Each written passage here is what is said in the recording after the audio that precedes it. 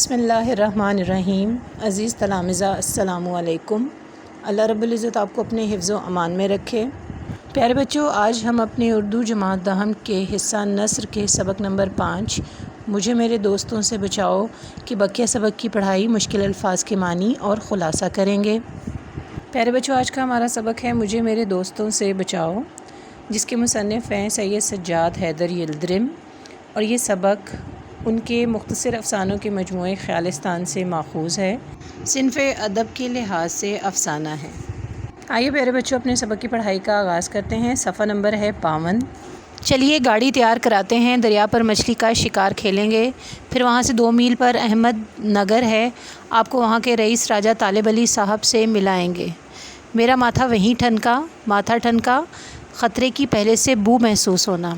اگر یہی حال رہا تو یہاں بھی فرصت فراغت خیر سینکڑوں ہیلوں حوالوں سے بہانوں سے اس وقت تو میں بچ گیا اور میرے میزبان بھی میری وجہ سے نہ گئے، مگر مجھے بہت جلد معلوم ہو گیا کہ جس ان کا ناپید، نایاب، نادر یعنی یکسوئی اطمینان کی تلاش میں میں سرگرداں کوشاں تھا، وہ مجھے یہاں بھی نہ ملے گی۔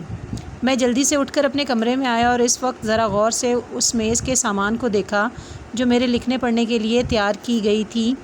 میز پر نہایت قیمتی کامدار کپڑا پڑا ہوا تھا، جس پر ایک قطرہ گرانا گناہ کبیرہ سے کم نہ ہوگا۔ گناہ کبیرہ بڑا گناہ، چاندی کی دوات، مگر سیاہی دیکھتا ہوں تو سوکھی ہوئی۔ انگریزی قلم نہایت قیمتی اور نایاب، عمدہ، قیمتی، مگر اکثر میں نب ندارد غائب۔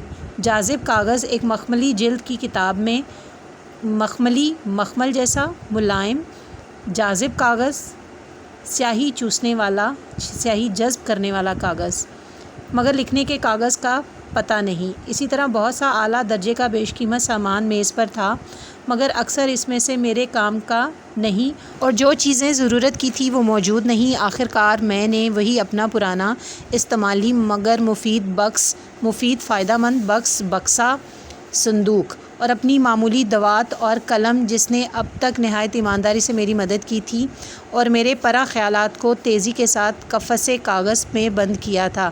پرا خیالات، اڑنے والے خیالات، بکھرے ہوئے خیالات، قفس کاغذ کا پنجرہ نکالا اور لکھنا شروع کیا۔ یہ ضرور ہے کہ جن مرغان خوشنوا کی تعریف، مرغ کی جمع پرندے، خوشنوا اچھی آواز والے، مرغان خوشنوا اچھی آواز والے پرندے، شعراء اس قدر رطب اللسان ہیں، رطب اللسان بہت زیادہ تعریف کرنے والا، ان کی عنایت سے میں خوش نہیں ہوا۔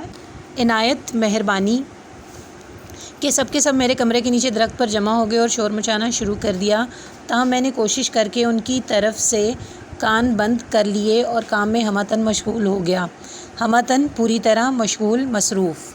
تن تنانا چن تاتن تن میں ایسا مصروف تھا کہ دنیا و مافیہا، دنیا اور جو کچھ اس میں موجود ہے کی خبر نہ تھی۔ یک اس تن نے چونکا دیا، یک اچانک تن اس میں صوت چونکا دیا، حیران کر دیا۔ کیا ہے؟ اوفو! اب میں سمجھا میرے کمرے کے قریب شاکر خان صاحب کے چھوٹے بھائی کا کمرہ ہے۔ انہیں موسیقی میں بہت دخل ہے، شوق ہے۔ اس وقت ستار سے شوق فرما رہے تھے۔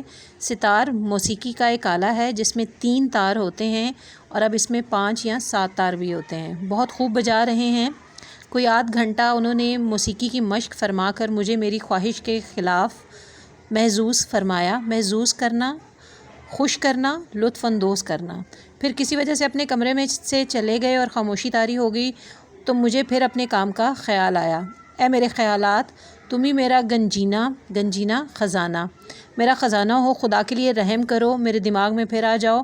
یہ کہہ کے میں کاغذ کی طرف متوجہ ہوا کہ دیکھوں کہاں چھوڑا ہے، جن کی قدر آپ کہاں بھول پڑے، اتنے دنوں کہاں رہے۔ یہ کیا مہمل فقرہ ہوا، مہمل بے معنی فقرہ، جملہ، لا حول ولا قوت، میں بھی کیا گڑبڑ کر رہا ہوں، گڑبڑ، غلطی۔ آپ کہاں بھول پڑے، اتنے دنوں کہاں رہے۔ یہ فقرے تو شاکر خان صاحب نے کسی دوست سے کہے ہیں جو ابھی ان سے ملنے آیا، میں مصروفیت میں انہیں ہی لکھ گیا۔ ہاں تو کاٹ کے فقرہ درست کرنا چاہیے، اور جن کی قدر ابھی بھی ملک و قوم کو معلوم نہیں ہوئی ہے اور باہر کوئی دروازہ کھٹکھٹاتا ہے۔ کون ہے؟ میں ہوں شبن، سرکار نے کہا ہے اگر آپ کو تکلیف نہ ہو تو نیچے ذرا سی دیر کے لیے تشریف لائیے، کوئی صاحب آئے ہوئے ہیں اور سرکار انہیں آپ سے ملانا چاہتے ہیں۔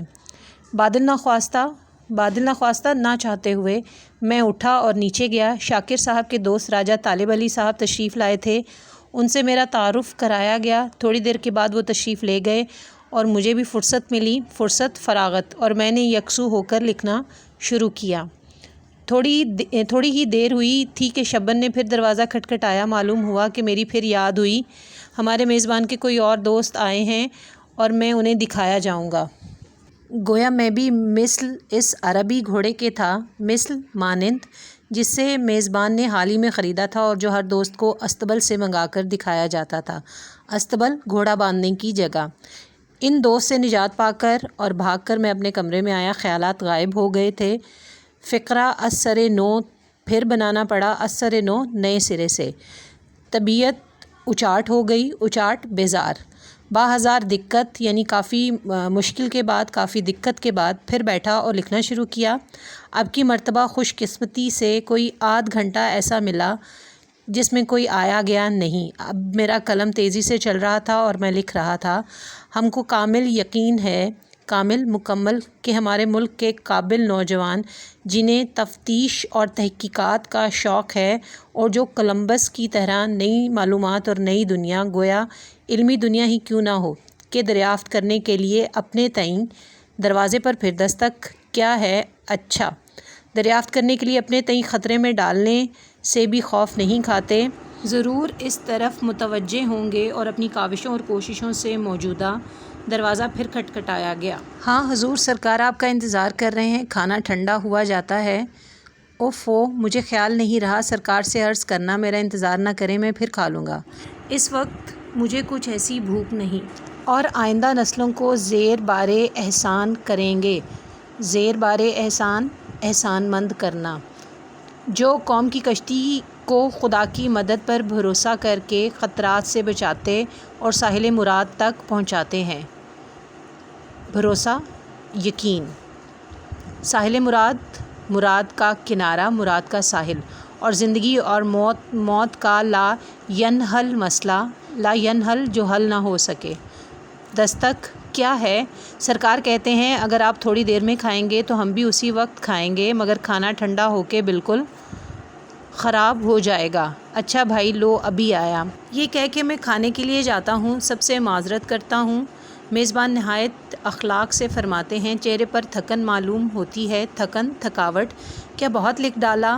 دیکھو میں تم سے کہتا تھا نا کہ شہر میں ایسی فرصت اور خاموشی کہاں، سوائے اس کے کہ میں آمنا و صدقنا کہوں۔ آمنا، صدقنا، صحیح، یعنی ہم ایمان لائے اور ہم نے تصدیق کی۔ اور کیا کہہ سکتا تھا؟ اب کھانے پر اصرار ہوتا ہے، جس چیز سے مجھے رغبت نہیں وہی کھلائی جاتی ہے۔ بات کھانے کے میزبان صاحب فرماتے ہیں، سپہر کو تمہیں گاڑی میں چلنا ہوگا، میں تمہیں اس واسطے یہاں نہیں لایا کہ سخت دماغی کام کر کے اپنی صحت خراب کر لو۔ واپس کمرے میں آ کر تھوڑی دیر اس غرض سے لیٹتا ہوں کہ خیالات جمع کر لوں اور پھر لکھنا شروع کر دوں گا، مگر اب خیالات کہاں۔ مضمون اٹھا کر دیکھتا ہوں، زندگی اور موت کا لا ینحل مسئلہ۔ اس کے متعلق کیا لکھنے والا تھا؟ ان الفاظ کے بعد کون سے الفاظ دماغ میں تھے؟ اب کچھ خیال نہیں کہ اس کو پہلے فکروں سے کیوں کر ربط پیدا کرنا تھا۔ ربط، تعلق۔ یوں ہی پڑے پڑے نیند آ جاتی ہے۔ تیسرے پہر اٹھتا ہوں تو دماغ بہت صحیح پاتا ہوں۔ زندگی اور موت کا لا ینحل مسئلہ بالکل حل ہو جاتا ہے، پورا فقرہ آئینے کی طرح صاف نظر آتا ہے۔ میں خوشی خوشی اٹھ کر میز پر گیا اور لکھنا چاہتا تھا کہ پھر وہی دستک۔ نوکر اطلاع دیتا ہے کہ گاڑی تیار ہے، سرکار کپڑے پہنے آپ کا انتظار کر رہے ہیں۔ میں فوراً نیچے جاتا ہوں تو پہلا فقرہ جو میزبان صاحب کہتے ہیں وہ ہوتا ہے، آج تو دستے کے دستے لکھ ڈالے۔ میں سچی بات کہوں کہ کچھ بھی نہیں لکھا تو وہ ہنس کے جواب دیتے ہیں کہ آخر اس قدر کسر نفسی کی کیا ضرورت ہے۔ کسر نفسی، عاجزی۔ خدا کے واسطے جھوٹی نہ کھائیے قسمیں، مجھے یقین ہوا اور مجھ کو اعتبار آیا۔ مل ملا کے شام کو واپس آئے، کھانے کے بعد باتیں ہوتی ہیں۔ سونے کے وقت اپنا دن بھر کا کام دیکھتا ہوں تو ایک صفحے سے زیادہ نہیں، وہ بھی بے ربط و بے سلسلہ یعنی جس میں کوئی تعلق نہ ہو، کوئی تسلسل نہ ہو۔ غصے اور رنج میں آ کے اسے پھاڑ دیتا ہوں اور دوسرے روز اپنے میزبان کو ناراض کر کے اپنے گھر واپس چلا آتا ہوں۔ میں ناشکرا اور احسان فراموش کہا جاؤں گا، مگر میں مجبور ہوں اس عزیز اور مہربان دوست کو بھی چھوڑ دوں گا۔